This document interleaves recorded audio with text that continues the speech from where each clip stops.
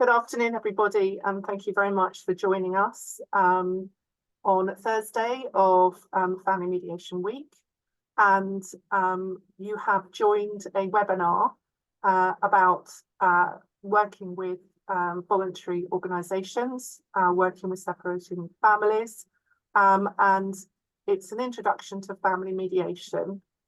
My name is Mary Raymont. I work at Advantage Mediation Limited. I am a mediator and a solicitor, but my main work is as a mediator, and I've been mediating and working with separating families for over 30 years now. And I'm absolutely delighted to be presenting this webinar with Helen Midgely of Tees Law. Helen. Hi everyone and welcome. Yep, I'm Helen Midgely. I'm a solicitor and a family mediator at Tees. So I'm primarily based down in Bishop Stortford in Hertfordshire. I'm also a resolution together practitioner. So that's the one couple, one lawyer approach for resolving family arrangements. So welcome. So just a few housekeeping points. You have the Q&A function enabled. Please do use it. We're here to answer any of your questions. This is your opportunity to ask about what we do or how it might relate to what you do. So please feel free to ask questions in the Q&A function. Also, just to let you know that this webinar is going to be recorded, and the slides and the recording will be put up on the Family Mediation Council website, and that will probably happen in a couple of weeks after they've edited out all my pulling my hair and flicking my face. So if you just bear with us, the video will go up on that website with the slides that we're going to show you. Brenda, you've raised your hand. Is everything okay? Do you want to put your query in the Q&A chat so we can see what the issue is?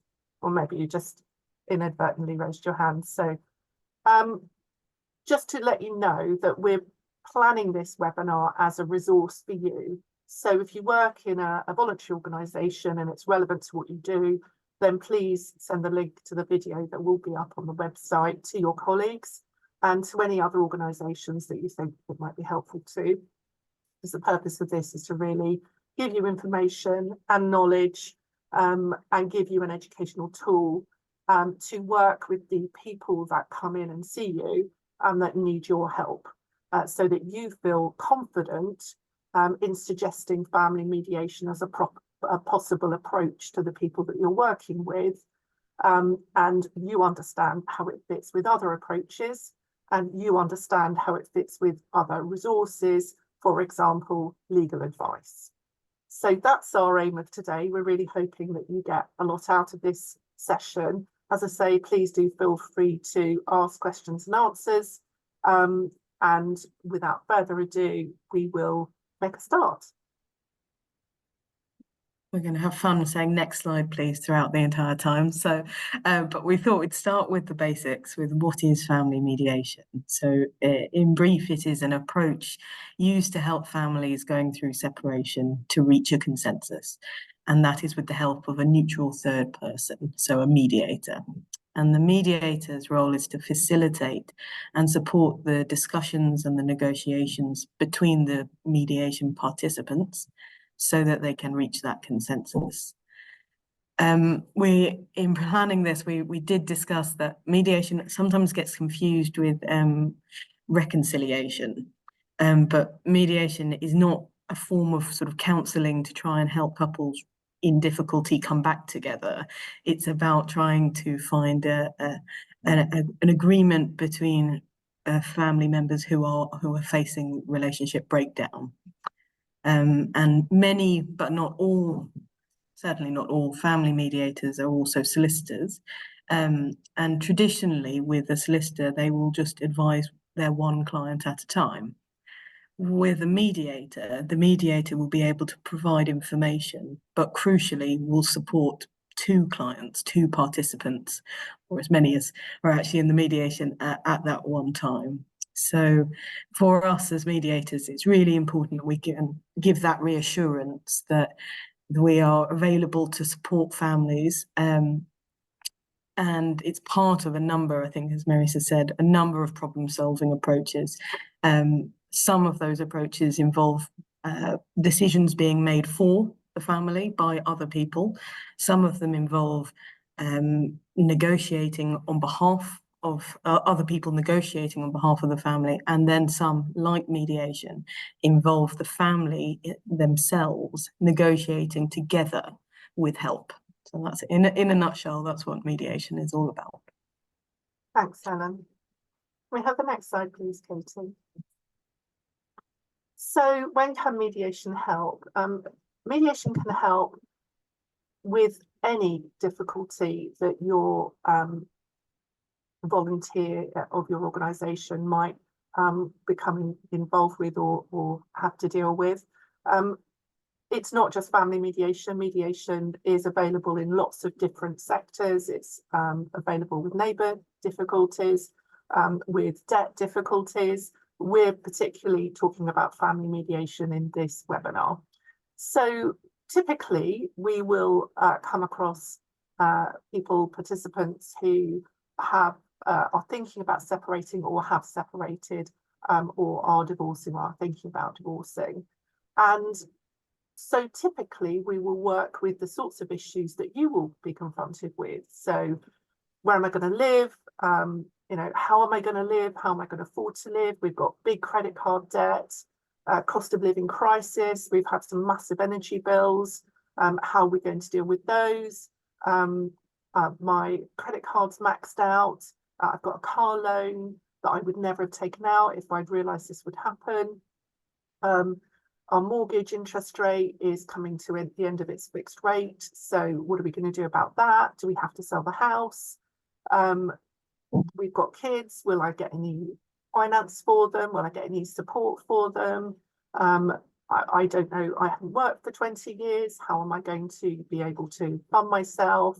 I haven't got a pension, but the other person does have a pension. How will that be managed? All those worries, all those financial worries are definitely the sorts of things that we will work with, and we will work with those people at the very, very start of their situation or in the middle. So they might have tried to sort things out themselves and got stuck, or at the end where they might even be already in court proceedings, for example. But we can still get involved and we can still try and use our approach to support people to resolve their difficulties, the issues that they're trying to wrangle with. So that's the financial issues. We also work with people who need to sort out arrangements for children, and typically, again, that's parents. So couples are separating, they might come to us and they may not have even told their children yet that they're planning to separate.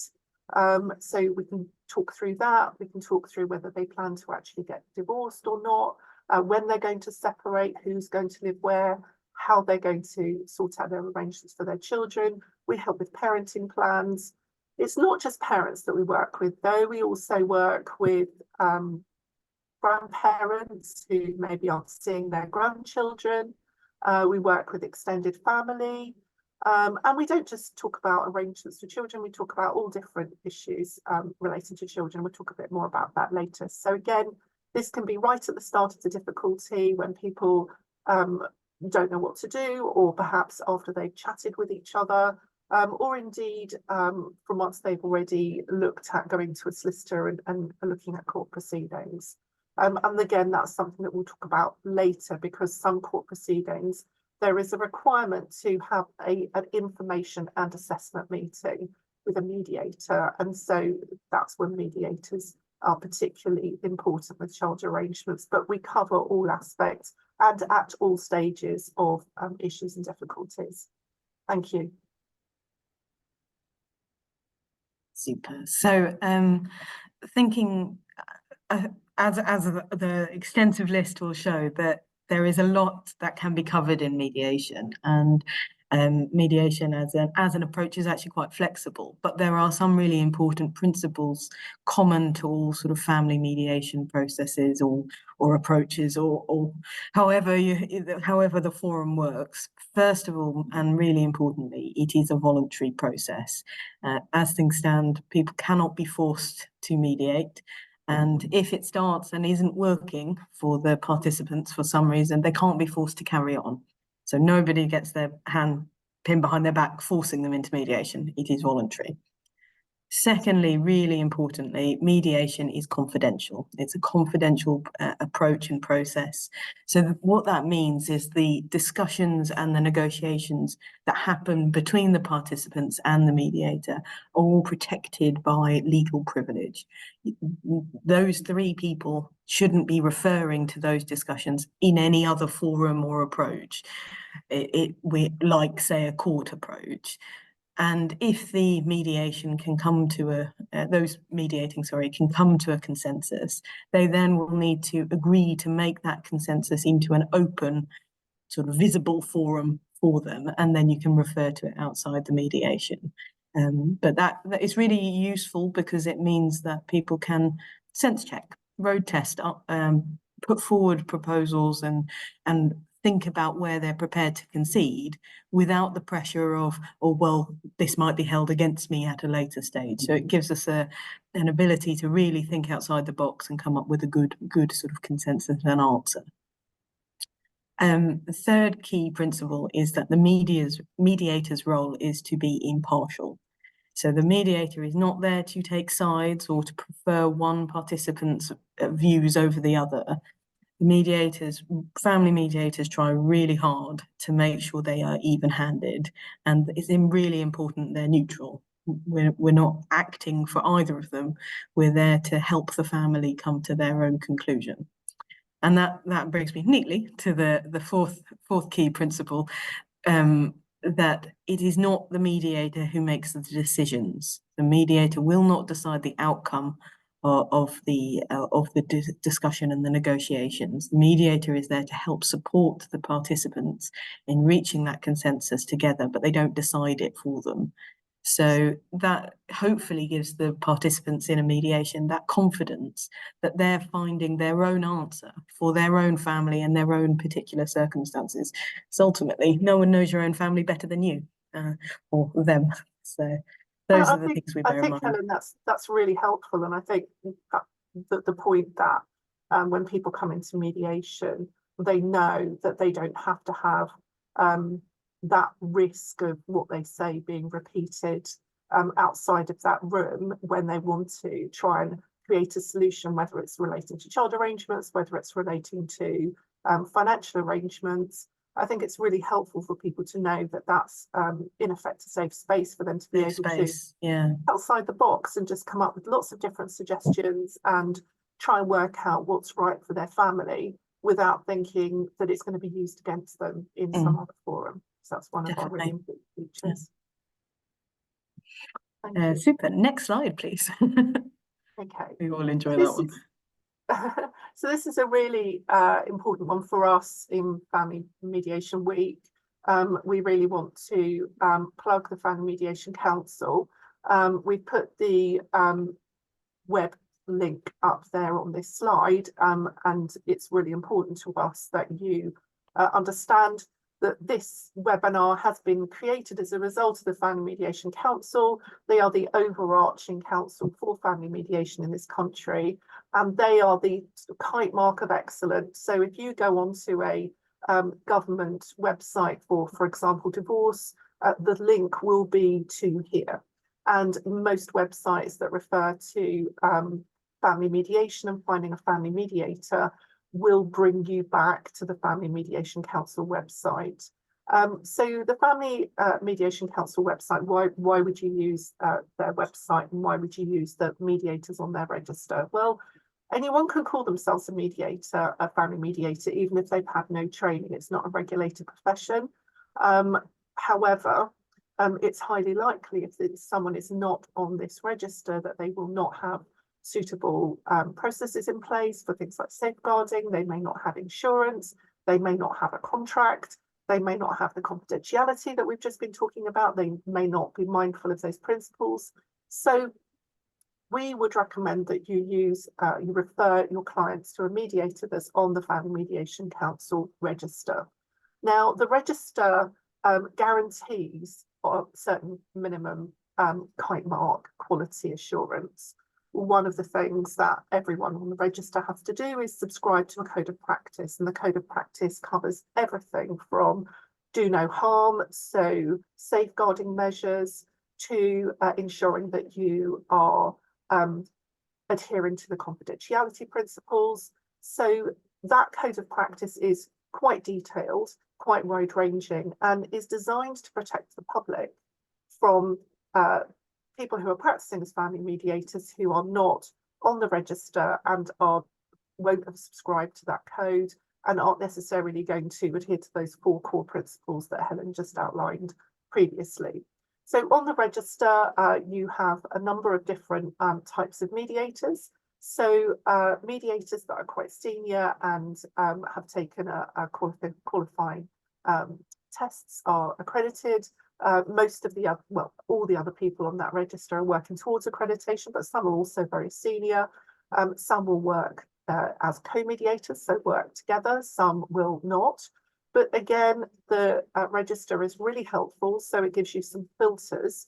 One of the filters is that you can identify if a mediator offers legal aid, for example, because not all mediators do. You can put a filter on for whether a mediator does child inclusive work, and that's where, with parents' consent, of course, the voice of the child can be included within mediation. So that is another filter that you can put through that kite mark to refine your search. You can filter whether the mediator offers in-person and also online mediation, because a lot of mediation these days takes place online. For lots of different reasons. It might be because one of the participants has a disability, which means that they can't travel, or that they're abroad, or that they have very limited time. They might have young children, for example, and therefore not have the capacity to drive 20-30 minutes to a venue. So there's lots of reasons why online mediation takes place. And you can do that filter to see whether that mediator will work online. The final filter that you can put on the people who come to you, you can explain to them is whether the people who they see, the mediator that they see, is qualified to sign a court form. And that's something, as I said, we'll come to in a bit, because mediators are used in certain situations to sign off a court form before an application to a court can be made. So you can use all of those filters on that website, on that register. And I suppose the most important filter is finding a mediator in your area. So finding your local mediators and doing those filters to really come up with the best suggestions, and that those who are coming into your organisations can, if they want to, then they can see someone face to face. They can see a family mediator face to face with legal aid, who can sign off court forms, etc., might see children and so forth. So then you, as an organisation, can start to build up a list of referrals. So you can actually come up with names of organisations in your area. They might be not-for-profit, they might be centred in a law firm or wherever, and you can come up with a list of names that you would be able to give out, that you know will be in your area and can offer what your clients need in terms of referring out and signposting them to this resource. So really important that you take that back to your office and understand that this is where we recommend you push your clients through to, this website. Thanks very much, Katie. Just set everyone the homework there. That's so our next slide is about when to refer to mediation, and we did have some discussion and deliberation about this, because there really isn't exactly a right answer. But in our experience, the earlier the better. It's all about getting off on the right foot, with finding an approach that works and encourages those people going through relationship breakdown to work together, rather than taking a sort of polarized position in opposition. And often the longer unhappiness sort of goes on with the stresses of, as Mary was saying, about cost of living crisis, and what am I going to do about that car loan, and what about picking up little Susie from Brownies, all of those things that are sometimes, unfortunately, makes issues become really entrenched, and it's the pillar that we all stand on. So getting in early really, really helps. And I think there are, as we've put on the slide, there are some times where it seems like mediation, they're not going to be able to be in the same room together. They don't speak. They're not talking to each other, or they haven't talked to each other for a long time. Don't let that put you off, referring, because it can be, even extending almost the olive branch of I'm prepared to talk is actually quite persuasive.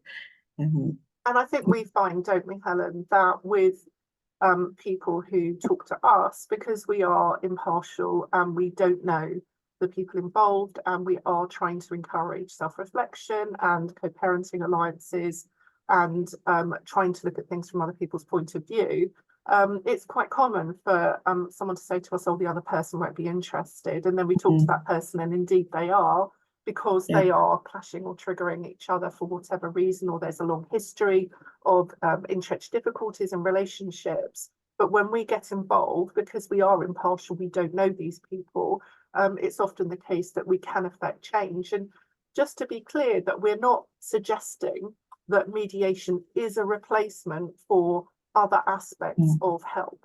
So, for example, we do not replace legal advice. We don't give legal advice. We can give legal information, but we don't give legal advice. So we wouldn't be saying, don't go and see a lawyer. What we might suggest to you, however, is that you might refer someone to a mediator who might then say, actually, one of the things that it sounds like you really need to be doing is seeing a lawyer. But we might also be saying it would be really helpful for you to have some therapeutic support. And so, in a way, when referring or when signposting people to mediation, it's really about bringing people to someone who's almost just a hub for resources and information about different approaches and what people can do next.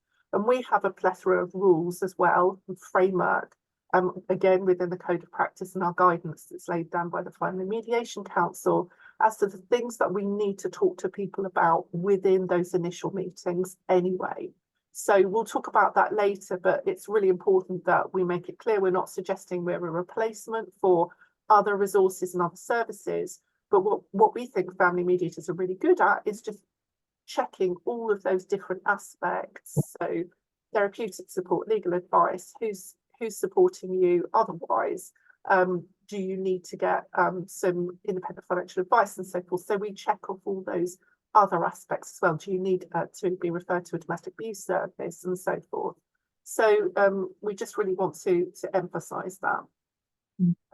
And also there are some really positive cost implications for coming to mediation, because there are much freer rules around getting legal aid for mediation than there are for going to a solicitor and getting legal aid. So for family litigation. So we'll talk about that a bit later, but if there is someone who's presenting themselves to you and they're worried about money, mediation, family mediation can be a really good resource as a starting point to work out where do I go next? What do I need to do?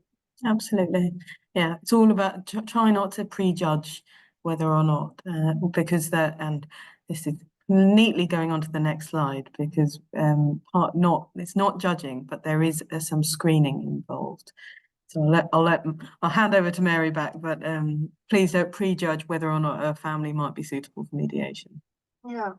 So mediation is suitable in many situations, but it may not be suitable in some.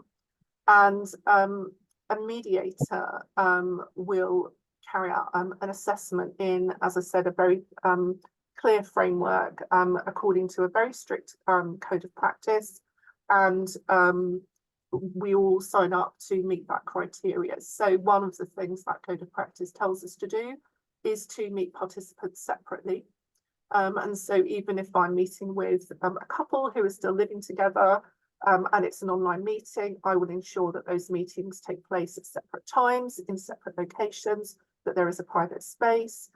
If somebody is online, I will check in with them as to whether they are on their own and so forth. So the first thing that I really want to make clear is that we do not see people together at the start. We will always see them separately, and that's our best practice, and that's our code of practice as well.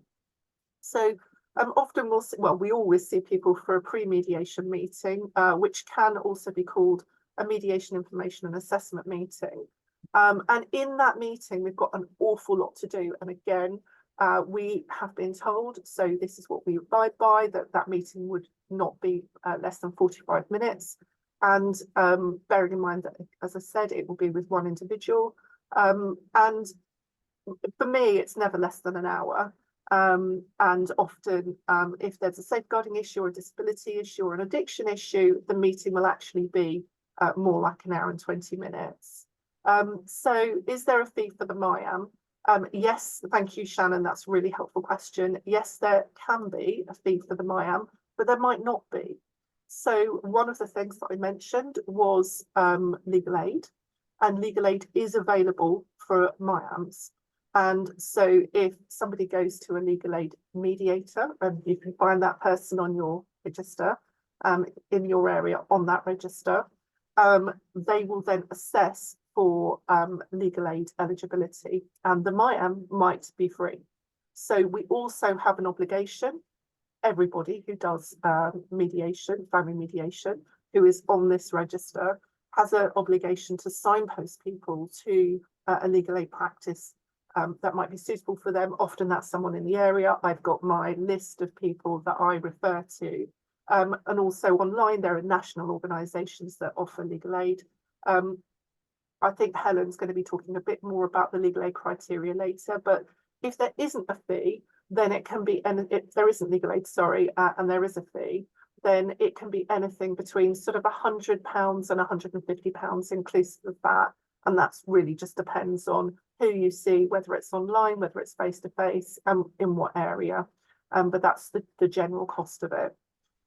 So thank you so much for that question, Shannon. I'm sure that everyone was thinking of that as well. So in that first meeting, we've got an awful lot to cover, as I mentioned. And one of the things that is our biggest topic within that initial intake meeting is whether it's suitable and safe for mediation to proceed.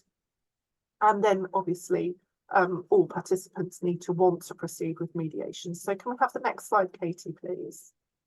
So I just want to talk quickly about domestic abuse screening. So what is domestic abuse? The UK's government of domestic abuse is really wide-ranging, and it includes controlled, coercive, threatening behaviour, as well as violence, abuse, sexual abuse, financial abuse, emotional abuse. So one of the things that mediators are given training in is to screen for domestic, or we call it screening, it's really just working out if there is an issue here which relates to domestic abuse, which could mean that somebody is at risk within mediation. Mediation is quite intense. It's face-to-face. Often it's on screen like this. You might be meeting your ex-partner in the same way that Helen and I are meeting. That's quite intense. It's actually easier to control mediation online because you can switch people off, you can put people into the other room without them having to do anything. Whereas if you're in a room with a couple and there's a difficulty, obviously you can't put your hand over their mouth or move them into another room without them having to voluntarily agree to that. So one of the things that we do find is that online mediation gives us a really big range of ways of keeping people safe. So we can move people into separate rooms, they don't hear or see each other.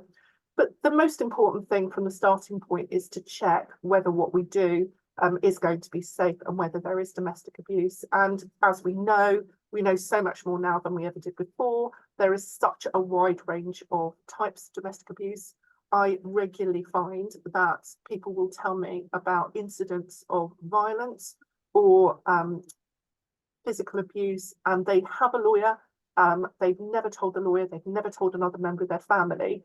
I asked a series of questions to try and find out what is the situation here? Can we do this in a safe way? So I suppose the rule of thumb would be if someone is looking at organising some form of protective order and they come into your law centre or your CAB or wherever you volunteer, if that person is talking about needing a protective order, that there's been some form of violence, that there's been some form of physical abuse or any of the other range, then you probably would be signposting that person to a domestic abuse organisation. We will do the same. I regularly refer my clients to local domestic abuse organisations, to the Freedom Programme, online, to resources which will give them tools and strategies to manage situations, because we also know now, don't we, that there is such a thing as post-separation abuse. So abuse can take many, many forms, and it can occur after separation, as well as that point that we know of escalation of domestic abuse, which is the point of breakup. So around that time, we know from statistics and research that there is an escalation of a rising of difficulty around the point of actually separating. So we are trained to identify those situations. And again, we may be able to make recommendations as to how mediation could safely go forward, depending on what type of abuse there is. But it may be that we will say, sorry, mediation is not suitable. These other approaches are suitable. So if you're trying to sort of sift out your clients, the first port of call for someone who's suffering domestic violence, domestic abuse, and it's taking on an immediate and acute manifest occurring right now, then our biggest recommendation would of course be to refer to police and refer to social services and refer to a local domestic abuse service.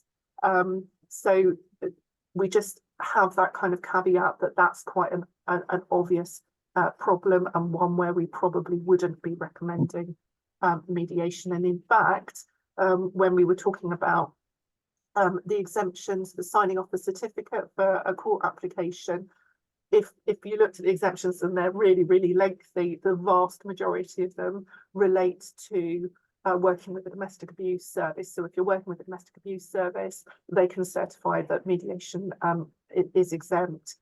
If there's an ongoing local authority investigation in relation to a child protection, then that would be an automatic exemption. So most of those exemptions relate to domestic abuse. Thanks very much. So Katie, next slide, please. So for as Mary's been saying, we part of the mediation information and assessment meeting, because that's such a mouthful, we often shorten it to MIAM.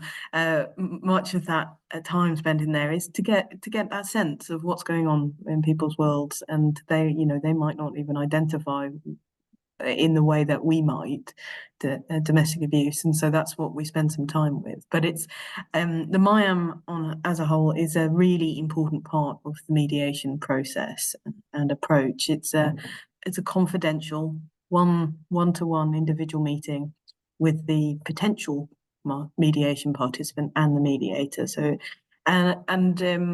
most family mediators are quite careful about when they have them. So we try to avoid having MIAMs back to back with, say, one half of the couple, because it's all about that making sure it is a safe environment, so that there isn't you're not walking past your ex as you leave the room, say, or taking a turn with the same computer, etc., etc. As Mary said, typically what lasts about an hour.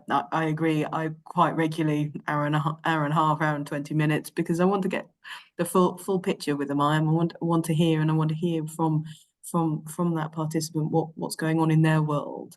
And that gives that using that time really helps us to understand what issues are actually the priorities, because particularly if you've come from a, I always say to in my mediations, well, I've got a solicitor hat, but today I'm wearing my mediator hat.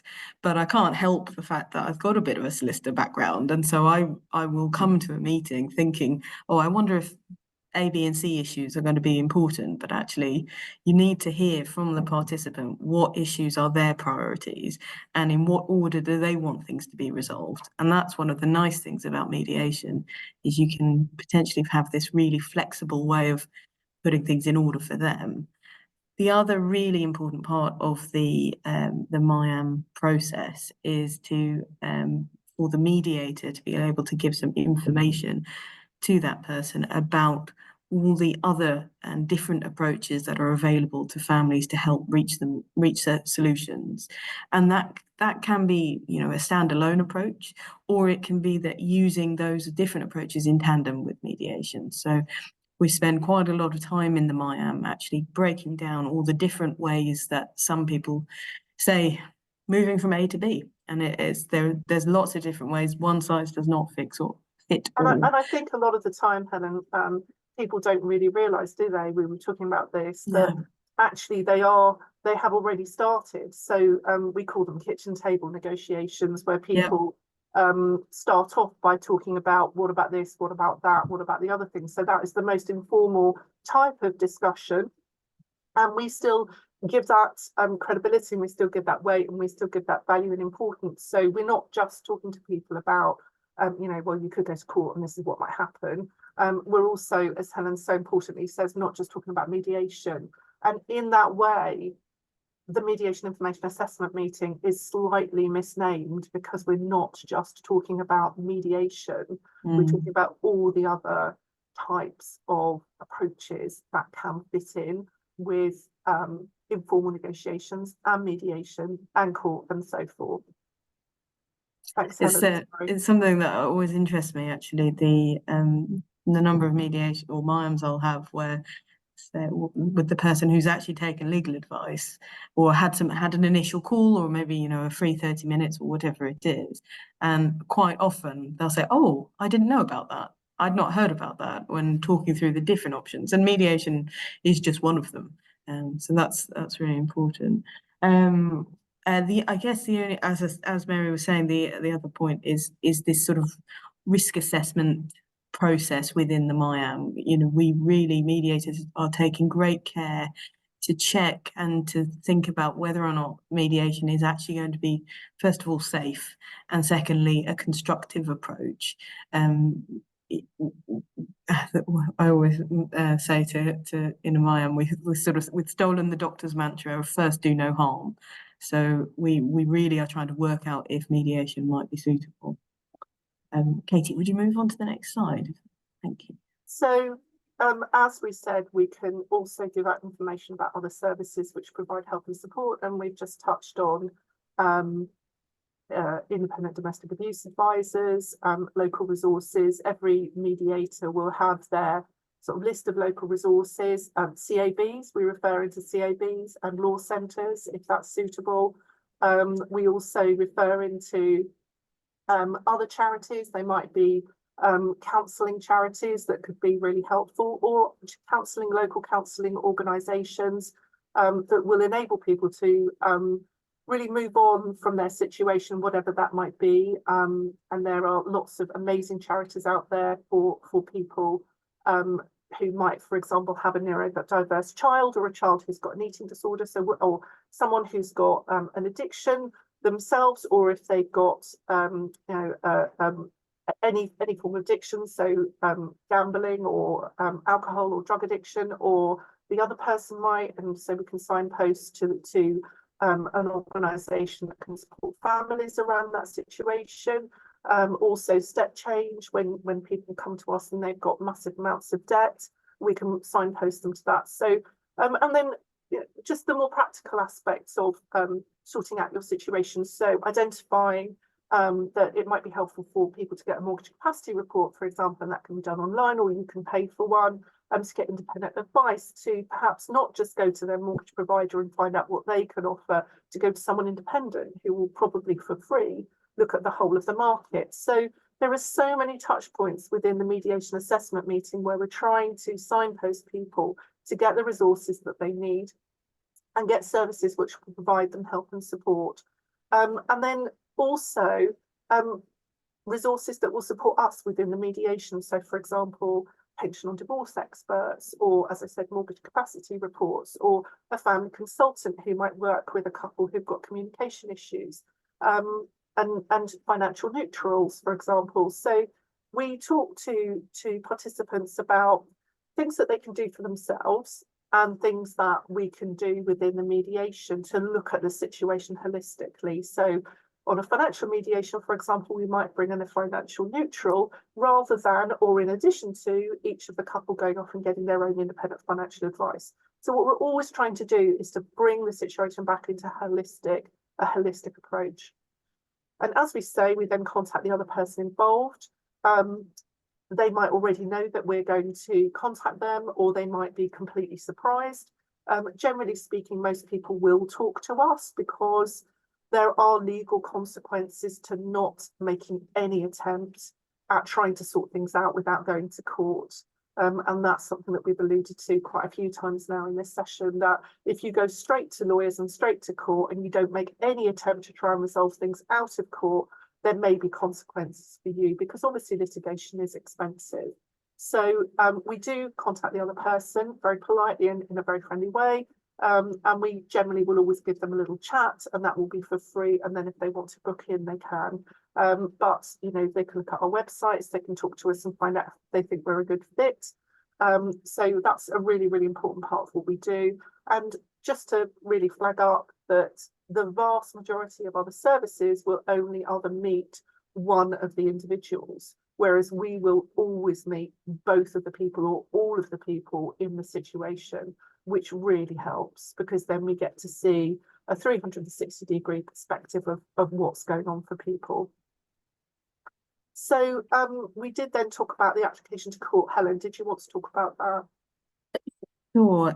So at the end of a MIAM, after approaching the second person, if that's going ahead or not, and then moving into a joint process, if, as I said before, it's voluntary. So if people decide they don't want to try mediation, or it's not going to work for them, or the assessment of suitability conclusion is that it's not really going to be constructive or a safe approach, the mediator will be able to certify the attendance of that person at their own MIAM, and that enables them, if they so chose, to apply to court.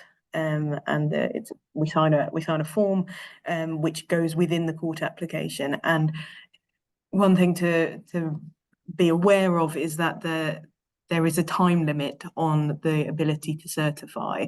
So it lasts for 4 months from the date where you have the MIAM, which is for good reason, because if there has been a gap of that time, it may be that things have changed and the circumstances may have moved on to the extent that mediation actually might be suitable.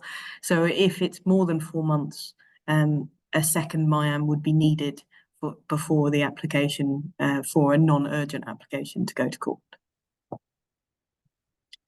So I think if we can move to the next slide, please. We're going to talk a little bit more about funding, and I'm mindful that I think, is it Rebecca? Rebecca, you asked a question about mediation vouchers, but bear with me, we will come on to that one. So first of all, as we've touched upon, there is legal aid available for mediation, and I appreciate that's going to be really important for service users, because often it's worries about funding that puts people off from looking into these other approaches, including mediation. And crucially, the criteria for legal aid in a mediation approach is different from that for legal aid to go to court. So if, say, somebody is in receipt of benefits, claiming universal credit, and their savings and assets, say equity in a house, are below the relevant thresholds, they may well be eligible for legal aid funding for mediation. And then it may well be that the other participant or potential participant is also eligible for MyAM funding. So we've put on the slide here the link to the gov.uk guidance about legal aid for mediation, family mediation. So there's more information that you can find online about the eligibility criteria. But if a family is not eligible for legal aid, as Mary said, typically the cost for a MyAM maybe 100 to 200 plus VAT, that sort of ballpark. There is regional variation to that. Katie, would you move on to the next slide, please? And then the voucher scheme, that's another really important potential source of funding. The government has extended the family mediation voucher scheme now until March 2025, and it effectively means that it may be possible to obtain up to £500 to go towards mediation that relates to child arrangements. So that potentially bridges those families that aren't eligible for legal aid but don't feel that they're actually financially in a position to mediate, but they want to talk about the arrangements for their children. They may well be able to get this voucher funding. Unfortunately, the scheme doesn't cover the cost of a MyAM, but it's always a good idea to encourage if you're referring people to mediation, suggest to them that they speak to the mediator about how to make the best use of the resources, the funding resources that are available to families. Because as Mary said, we all have this professional responsibility to signpost to legal aid, but it may be that there's a sort of creative way we can make sure people get the access that, whether it's referring, because it's quite, it's a small network, and so mediators know each other, and it may be that one person isn't eligible for the voucher scheme, for example, but can refer to another local mediator who could apply for the voucher scheme. So it's all about trying to make sure the clients, the participants, are getting the best available options. And we can be, as you say, we can be really creative, can't we, Helen? So if one person's eligible for legal aid and the other person isn't, you can also access the voucher scheme potentially if there's a children issue, and just to really emphasise that they don't only have to be talking about child arrangements, they can be talking about finances as well. In fact, they can be mainly talking about finances, but if there's a child arrangements element in there, then they are eligible for that funding. So where we would exclude, I suppose, would be elder people who don't have children at all, or children who are young, and people who haven't got kids, or people who only want to talk about finances, that would not be eligible for that voucher scheme. But where people are eligible, so for me, it's generally about 2 hours worth of joint mediation. We'll do a 1.5 hour session and then use the other half hour another time, or we'll do two sessions of 1 hour. Or I've even done 3 or 4 sessions where one person has used the voucher scheme and the other person has paid privately, and that just extends the use of the voucher scheme over a series of meetings where one person can't afford the mediation but isn't eligible for legal aid, but has been allocated the whole of the voucher funds, and then the other person is paying privately. So we try and be as creative as we possibly can. It's not particularly onerous applying for the voucher scheme. It's really just that you have a child arrangements issue that you want to discuss within joint mediation. You don't have to prove means testing. There's no, unlike legal aid, where you do have to provide evidence that you are financially eligible. For the voucher scheme, you don't have to provide any evidence at all. You just have a mediator certifying, and then, as we said, with your register, you can do that filter and find someone who's registered to offer these vouchers, and they are already registered with OPIA, who are the people who are administrating the voucher scheme at the moment. They get all the forms filled in by the client. There's 2 particular forms, one's data protection, one's confidentiality. The only thing I suppose that is onerous is that people have to be willing to share their information, which is why there's a data protection consent. So the scheme administrators are given the email address, name, and telephone number of the participant, and that they have to be willing to answer a questionnaire at the end from once the voucher is claimed. So to get £500 without having to prove financial eligibility or really do much else is a really good scheme. And in my experience, it's really tipping people over into coming into mediation and working their situations out in mediation because they're getting this financial support. So it's really, really making a difference. Okay. Could we have the next slide, please, Katie?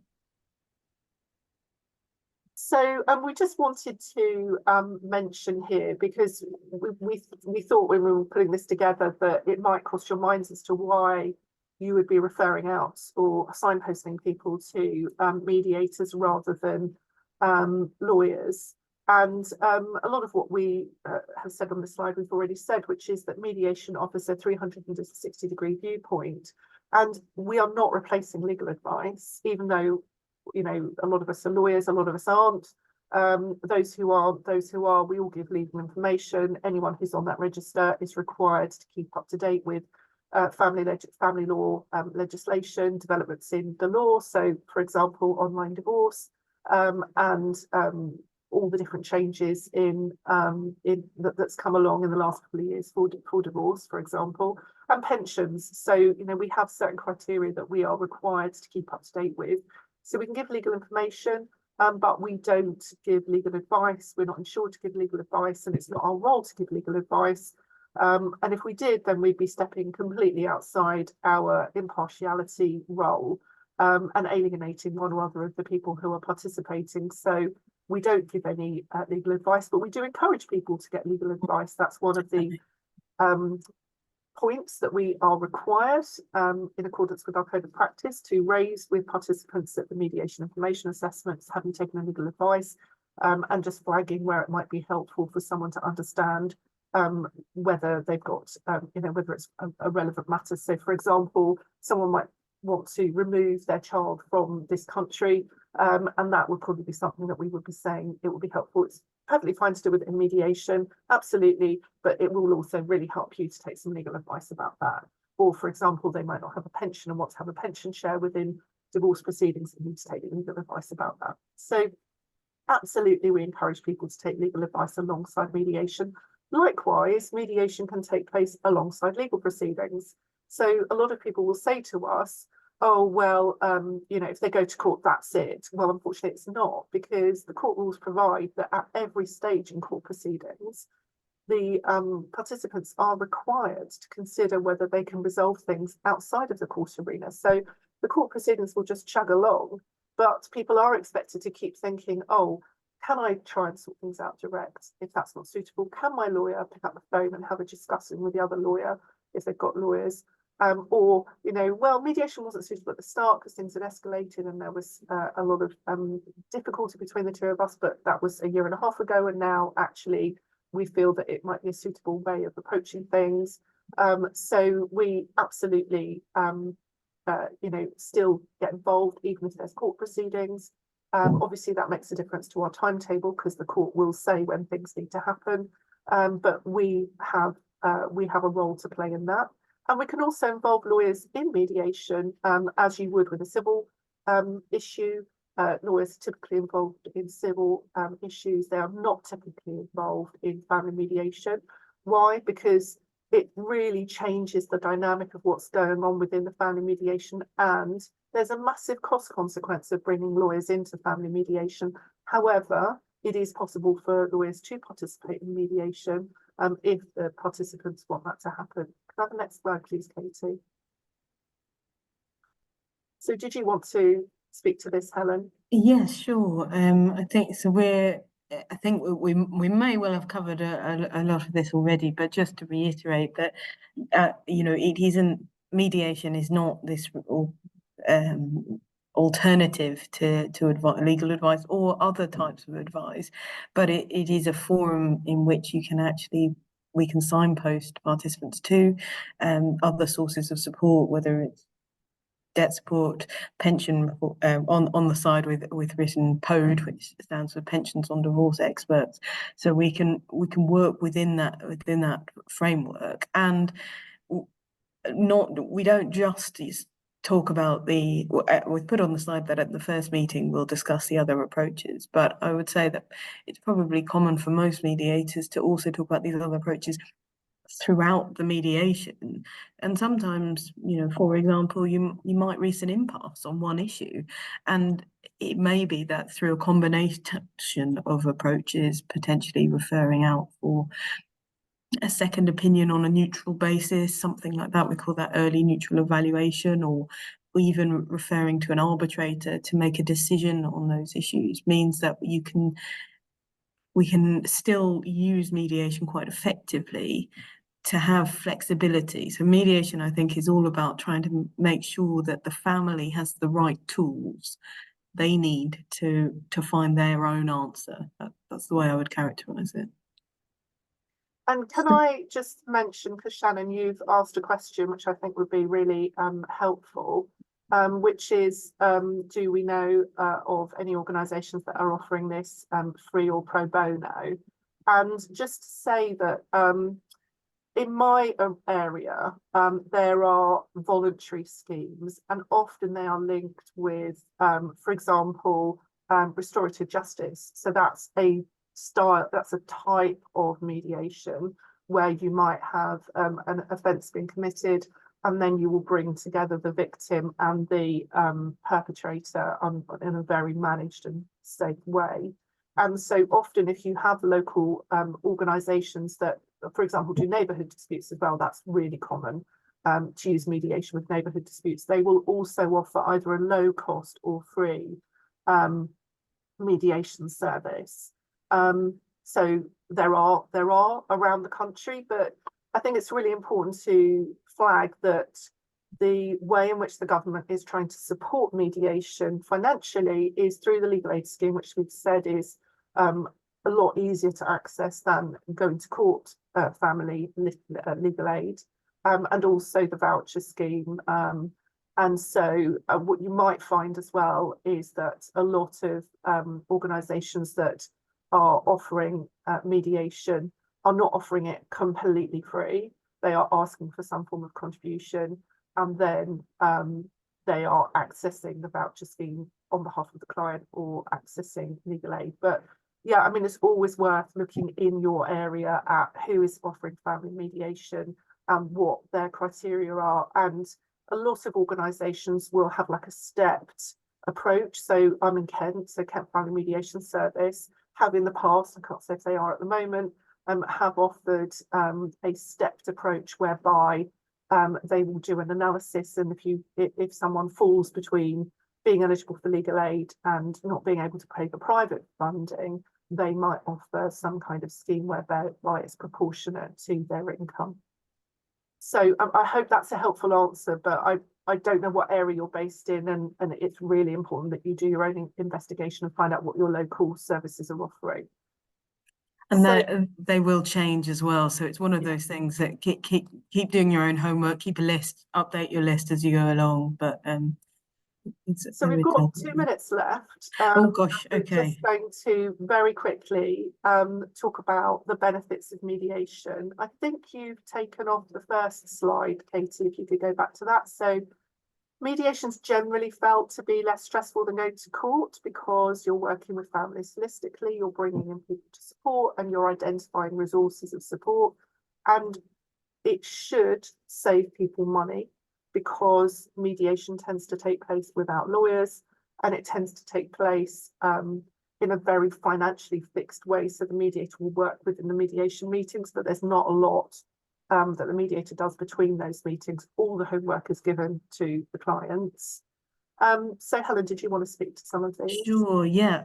So absolutely, I echo that. Often really good value for money. And at the end of the day, the way mediation typically works is having the two people in the right place, the same place at the same time, having gathered the information. So you can get stuck into the nitty-gritty quite quickly, which the other, which was really helpful in terms of helping them make their own decisions.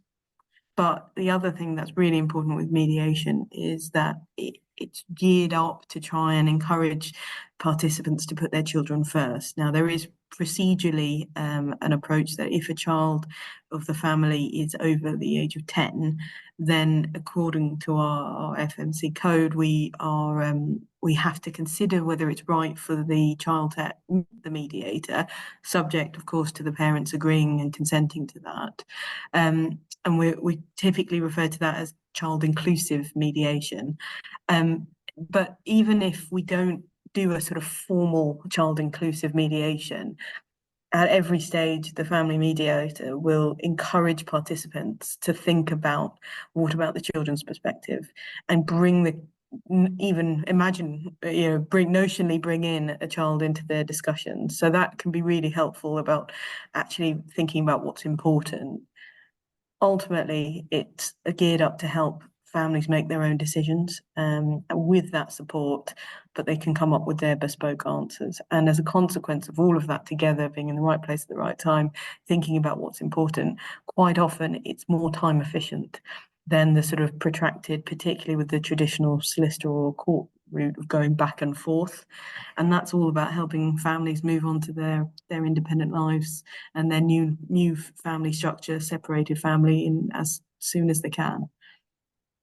And if we could quickly move on to I think our final slide, if that's So all we right. talked about Yeah, we're already on that. We've talked about voice of the chat. Sorry, Katie, that's me. If you jump back, apologies, I wasn't keeping track.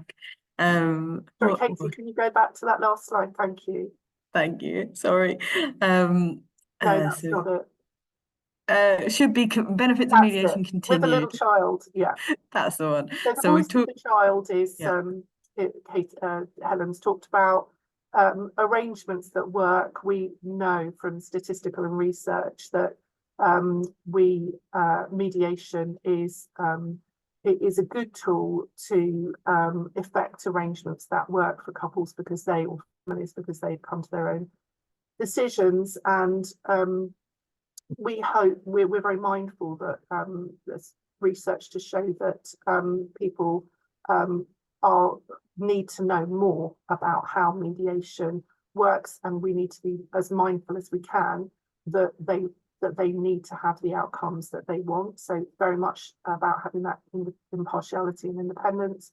And we hope that there will be improved communication and wider health, community and educational benefits for families. So thank you so much for sticking with us. We really appreciate it. Unless there's any other questions, we'll just double check that. I imagine that a lot of mediation is very subjective, obviously tailored to individual, therefore not necessarily auditable. Some of the decisions I'd imagine are made after the decision. How do you monitor the efficacy of the service provided? Meredith, that's an amazing point, and thank you so much for making it. So mediation is a series of reflective meetings, and what we do is we come to solutions or action points, and then people go away and come back again. So generally speaking, we conclude our mediations with a summary, a confidential summary of what they have resolved. So I send out questionnaires to see if people my services met what they were expecting. I suppose one of the tests is if people come back to us in 6 months' time and say, I now need a certificate because it's all fallen apart. But we don't have at the moment, and I'm trying to encourage academic researchers who are producing research in this field to do more longitudinal studies so we can see how effective mediation is. But mediation is subjective, but we as mediators try to be objective, because if we aren't objective, then we're not going to be able to create those co-parenting alliances and so forth. So we try and understand the points of view of the people participating, but we try to take a step backwards, and in accordance with our code of practice, we are impartial and supportive, so that hopefully we do get the right outcomes. But that was a brilliant question, and yeah, I'd love to look into the future and know the outcomes. Some people tell me, but most people don't. Any other questions before we end? So it just remains to, again, thank you for sticking with us. We've really enjoyed doing this, so thank you so much. And Yes, thank you very much, everyone. And Katie also, who's done our tech support. So thank you very much, and we hope this will be a useful resource.